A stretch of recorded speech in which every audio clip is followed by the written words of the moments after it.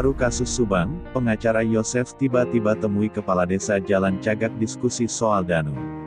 Ada apa? Namun sebelum kita bahas bisalah kalian subscribe channel ini terlebih dahulu, dan nonton video ini sampai habis ya, agar kalian semua tidak setengah-setengah, dalam menerima sebuah berita. Kalau sudah, mari simak video terlengkapnya, hanya di channel Indonesia Seleb. Pengacara dari Yosef yaitu Rohman Hidayat dan Kepala Desa Jalan Cagak, Indra Zainal Alim diskusi soal Danu di TKP pembunuhan ibu dan anak di Subang. Pada Jumat, tanggal 5 November tahun 2021, pengacara dari Yosef, yaitu Rohman Hidayat berkunjung ke kantor Desa Jalan Cagak dan bertemu Kepala Desa Indra Zainal Alim. Mereka kemudian melakukan diskusi soal Danu ada di TKP rumah pembunuhan Tuti Suhartini dan Amalia Mustika Ratu, untuk tanggal 19 Agustus tahun 2021. Rohman Hidayat mengatakan, lebih tertarik terhadap keterangan penasehat hukum Danu, yang menyampaikan dalam rilisnya, ketika Danu dibab alias ditanyai oleh polisi. Ini seputar Danu ada di TKP pada tanggal 19 Agustus tahun 2021. Saya ingin mengomentari secara ilmiah. Yang saya garis bawahi, adalah ketika Danu ada di TKP pada tanggal 19 Agustus tahun 2021, ujar Rohman Hidayat. Gambaran itu muncul dalam YouTube Indra Zainal Channel, Part 1 Ada Apa? Pak Rohman mendadak ke kantor desa, diunggah Jumat tanggal 5 November tahun 2021.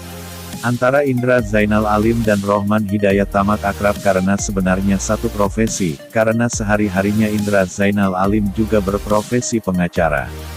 Namun karena sedang menjabat kepala desa, disebutkan Rohman Hidayat, sejak tanggal 23 Agustus tahun 2021, sejak ia menjalankan menjadi kuasa hukum Yosef, baru sekitar 1-2 minggu terakhir baru mengetahui adanya cerita soal Banpol.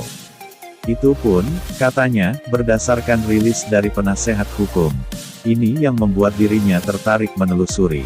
Yang menjadi pertanyaan, mengapa pada tanggal 19 Agustus tahun 2021, Danu yang masih terperiksa dalam kasus ini berada di TKP? Ucap Rohman Hidayat. Kedua, katanya, disebutkan Danu disuruh Yoris untuk menjaga TKP. Mengapa Danu disuruh oleh Yoris?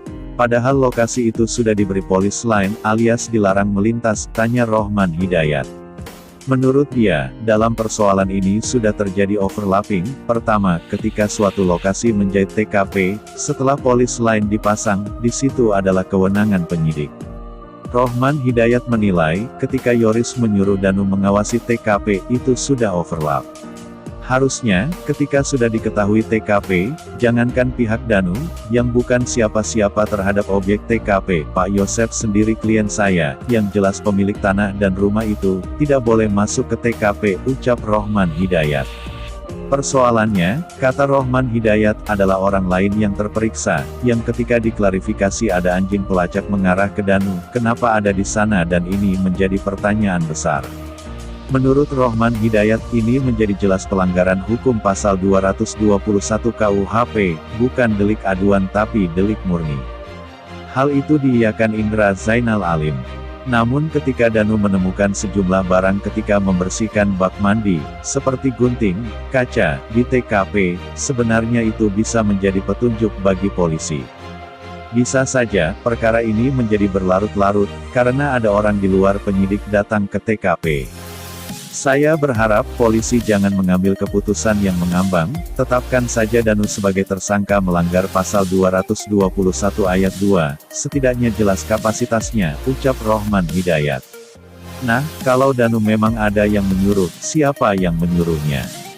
Kan ada pasal 55 yaitu turut serta, katanya.